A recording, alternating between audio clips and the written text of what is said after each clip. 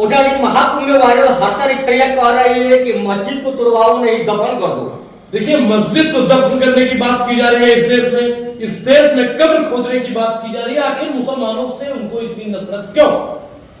मुसलमानों से नफरत क्यों? आपने देखा होगा कि महाराष्ट्र में बहादुर शाह जफर का फोटो पर पैर रखा गया, उसको जूता की माला पहने गए। आप बताइए कि बहादुर शाह जफर जो अंग्रेजों से लड़े, जब अंग्रेजों ने कहा कि दबदबे में दम नहीं, खैर मानो जान की जफर ठंडी हुई शमशीर हिंदुस्तान की, तो उन्होंने माफी नहीं मांगी। उन्होंने कहा कि गाजियों में पूर है कि जब तक ईमान की तक चलेगी हिंदुस्तान की। तो मुसलमानों का इतिहास पढ़िए, मस्जिद दफन कर देने से, किसी का कब्र खोद देने से मुसलमानों का इतिहास मिटने वाला नहीं है।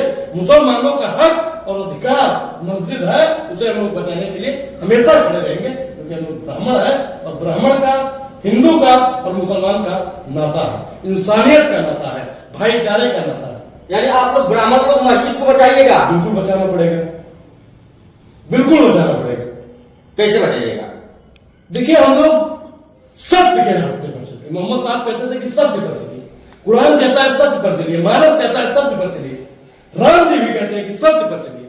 अगर हम लोग सत्य पर चलेंगे ना, तो किसी के बाप में इतनी हिम्मत नहीं है कि वो आके मस्जिद पर हाथ लगा दे या मंदिर पर आके हाथ लगा दे या किसी के कब्र पे हाथ लगा दे। सत्य पर चलिए। अरे एक मूवी देख के कब्र को खोदने जा रहे हैं लोग। देखिए, मूवी देख के अगर कोई कब्र खोद रहा है तो फिर मूवी देख के और मोदी जी का वो बयान भी देखे जो बोले थे कि 2 करोड़ रोजगार। मोदी जी का वो बयान भी देखे 15 लाख। मोदी जी का तमाम बयान देखिए। अगर आपको फिल्म देखने से आपको कुछ याद दिला दिया जाए मूवी के माध्यम से, वीडियो के माध्यम से, अगर आपको करते हैं तो आपको इतिहास भी उठाकर पढ़ना चाहिए। आपको इतिहास पढ़ना चाहिए मुगलों का, आपको इतिहास पढ़ना चाहिए मुसलमानों का, लेकिन पढ़ेंगे लिखेंगे नहीं, दसा जाएंगे। कहावत है कि हाथ कंगन को आरती किया, पढ़े लिखे को। अच्छा, आपको लगता है कि देश के लिए मुसलमान किए हैं? बिल्कुल, मुसलमानों ने इस देश के लिए जो किया है तुमने भी नहीं किया। कुछ मुसलमान है, जब मुसलमानों का ईमान कमजोर हो जाता है तो देश की गद्दी पर जानी पड़ती है। कौन है? ये कौन है? बोलिए, कौन है? बोलिए। हम क्या बोले? 21 से ज्यादा मिसाइल देने वाले अब्दुल कलाम जी, कौन जात के थे? मुसलमान नहीं थे। अगर आपको मुसलमान से नफरत है तो कलाम साहब से भी नफरत करना होगा। अगर आपको मुसलमान से नफरत है अब्दुल कलाम आजाद से भी नफरत करना होगा। अगर आपको नफरत करना है तो वीर अब्दुल हमीद से भी करना होगा, अशफाकुल्लाह खान से भी करना होगा। अगर आपको मुसलमान से नफरत है तो करना होगा। आप इस मुसलमान को गरियाएंगे और उस मुसलमान से प्रेम करेंगे तो ये तो भाई दोगले ही है।